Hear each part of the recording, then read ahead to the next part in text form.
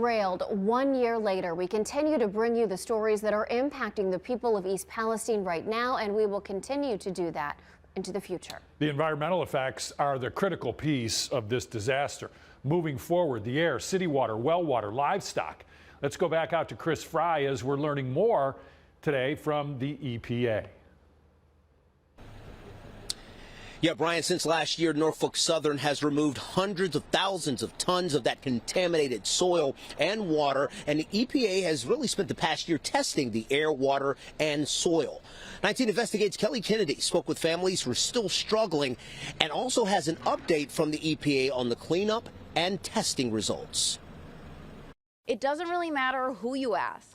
Anyone living here in East Palestine will tell you that this train derailment turned their lives upside down. It has affected my life in every aspect, financially, emotionally, mentally. Jake Kosa says the past year has been a roller coaster ride. I wake up every day with headaches, burning eyes, memory loss. He tells me his fiancée started getting lesions on her skin after doing yard work, so the EPA came to test the soil at their home. He went over and took a little bit of soil from the top of the top of my yard, and he came back with formaldehyde in it. He told me that this is a concern. Lori had an appointment at the Cleveland Clinic, and he said, make sure that you take a picture of this and take it with you. 5 of the Norfolk Southern train cars were carrying vinyl chloride. According to the Ohio Department of Health, vinyl chloride can break down into formaldehyde. He tells me that it is concerning, but it's not a hazard because the levels are not high enough. I asked him, I said, what would you do about this formaldehyde? And I have a text message from him. He said, get a garden rake and rake it out. The EPA tells me their device did find low levels of formaldehyde, but the results were inconclusive. And life isn't back to normal for the Figleys either. This whole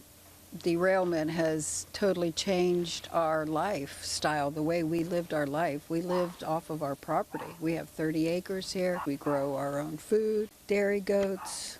So, yeah, it's all stopped. Independent testing expert Scott Smith has been testing at people's properties since the disaster. The Figleys planted garlic in the fall of 2022. Smith tested their garlic this past May. Smith used a garlic control grown in East Palestine before the derailment. That had a dioxin TEQ value of 0.81 parts per trillion. But the Figleys garlic came back with a dioxin TEQ value of 440 parts per trillion. Dioxins are known to cause cancer and reproductive issues. The results were pretty staggering, at least on the food. It was off the chart as far as dioxins. The EPA says they've been testing soil for months. We haven't seen any red flags. We haven't seen any contaminants of concern at levels of concern. The EPA tested East Palestine's creeks in November. Many residents have reported seeing a rainbow sheen in the creeks. So I asked EPA response coordinator Mark Durno about the results. Did you find any kind of chemicals still there? Yes, we did find oil-related chemicals. We still advise residents to keep out of those impacted creeks. We also see some signatures from the derailment chemicals, the volatile derailment chemicals. Durno says Norfolk Southern submitted a plan to deal with those chemicals that the EPA is reviewing now.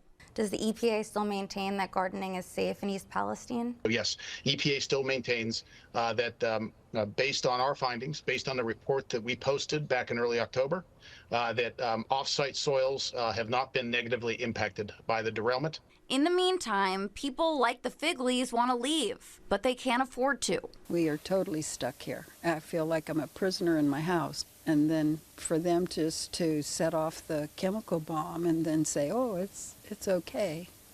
Yeah, very frustrating. From now until the end of May, the EPA will be collecting about 2,500 samples from areas near the derailment and also areas where machinery and trucks were stored. Durno tells me they're doing this to double check that they didn't miss any contamination. Reporting in East Palestine, Kelly Kennedy, 19 News. In-depth reporting from our Kelly Kennedy tonight in 19 News. We'll continue our coverage all afternoon into the evening, and you can watch even more. Just scan the QR code you see on your screen right now. That will take you to stories impacting this community. Now, coming up everywhere at 5, I'll be back here in East Palestine looking at the impact this derailment has had on local businesses and others to this day. In the meantime, we're live in East Palestine. Chris Fry, 19 News.